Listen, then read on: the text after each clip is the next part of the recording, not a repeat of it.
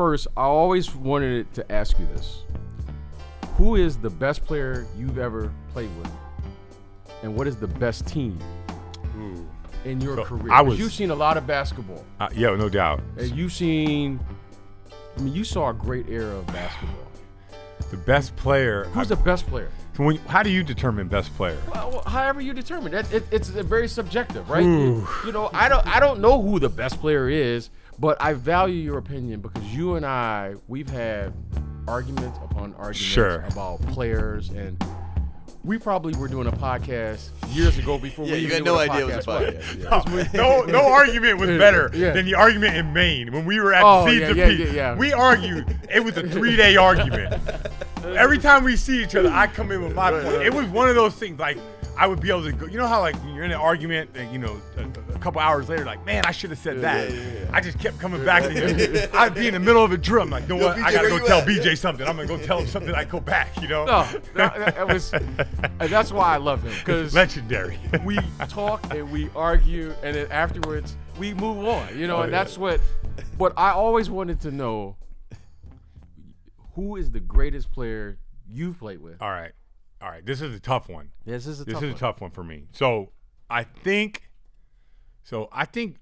Garnett is the best player I played with because of his presence. Right. So I've never in my life been around a person with that much presence around him.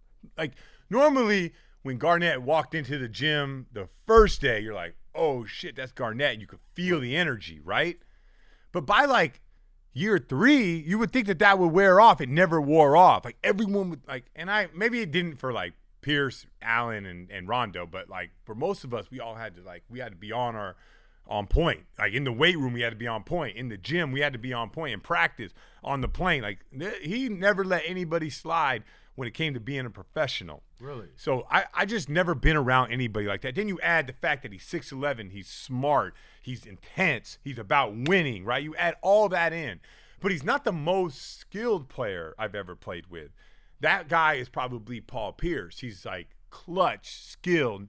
Never been around a player that nothing bothers him. Like, you know how in the NBA now you can see a possession and it starts messed up and it usually ends messed up. Mm-hmm. Man, if that possession started messed up and that ball found Pierce with 6 seconds to go, man, he's going to get you a shot. He's going to do that step back or he's going to pump fake and get into you. So he was like the most skilled player. He can drive it. He can play point. He can pass. He can space it. But I really believe, and I said this, Lee Jenkins wrote an article on Derrick Rose, and I really, really, really believe that Derrick Rose is going to be the greatest player I've ever played with. Oh, wow. That's a big and that was after Garnett and everything I've been through. That's a big statement. That was after Jason Kidd, who was like he changed my life more than anybody. Like, without him, it's no me. He made me so much better than I was. So that's all that.